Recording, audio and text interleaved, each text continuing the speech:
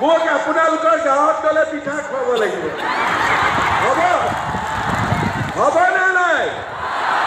হ'বতো। ভোটটোতো আপোনালোকে মোদীক ভাল পায়, হয়নে নহয়? কিবা দিলেও ভোট দিব, নিদিলেও ভোট দিব, হয়নে নহয়? কিন্তু অৰুণোদয় পোৱাৰ পিছত ঘৰৰ মাইকী মানুহে জোৰ কৰি ভোট দিয়াব পাৰিবনে নাই বিজেপি? পাৰিব? তেতিয়াহ'লে মোৰ কথা শুনি লওক। আপোনালোকে 10,000 টকা পোৱাৰ পিছত 10,000 টকাটো ভাল কৰি খৰচ কৰিব। মই আকৌ আপোনালোকক 25,000 টকা বেংকৰ একাউণ্টত দিম। কিন্তু যিবিলাকে বিনিয়োগত নিদিয়ে সিহঁতৰ নহ'ব কিন্তু। হ'ব? কাৰোবাৰ স্বামী বা আটাইতকৈ উপাৰ্জন কৰা ল'ৰাজন কেতিয়াবা মৃত্যুমুখত পৰে। ভগৱানে কেতিয়াবা কাৰোবাৰ ঘৰত এনেকুৱা ধৰণৰ বিপদ আনি দিয়ে। আমি ভগৱান বেমাৰ আজাৰ হয়, ইঞ্চুৰেঞ্চৰ পৰা পৰিয়ালটোৱে টকা পাব পাৰিব।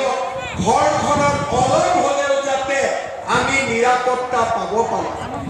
আজি আপোনালোকে চিন্তা কৰক, এখন ৰেচন কাৰ্ড মোদীজিয়ে আমাক রেশন কার্ড দিলে। হ্যালো ফ্রেন্ডস, তোমরা কেমন আছো? আশা করছি তোমরা ভালোই আছো, আমিও ভালোই আছি। তাই আজকের ভিডিওটা অন্যরকম করে দিলাম। তাই আমি হেমন্ত মামাকে ভিডিও করে নিলাম। আমাদের শঙ্করনগরে আসলেন উনি, আর কেমন ফুর্তি করছে দেখো তোমরা বন্ধুরা। তাই মিটিংয়ের সবগুলি ভাষণ শোনালে অবশ্যই ওই জায়গাতে আমি অল্প কথা বললাম তোমাদের সাথে, আর ভিডিওটা শেয়ার করলাম।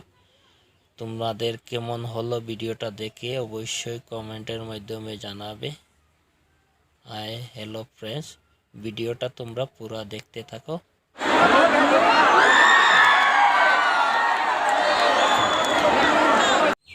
হেমন্ত মামার কথা বলা শেষ হলো, উনি চলে যাবেন, আর আমিও ভিডিওটা অন্তিম করে নিলাম। ফ্রেন্ডস, তোমাদের কেমন হলো অবশ্যই কমেন্টে জানাবে।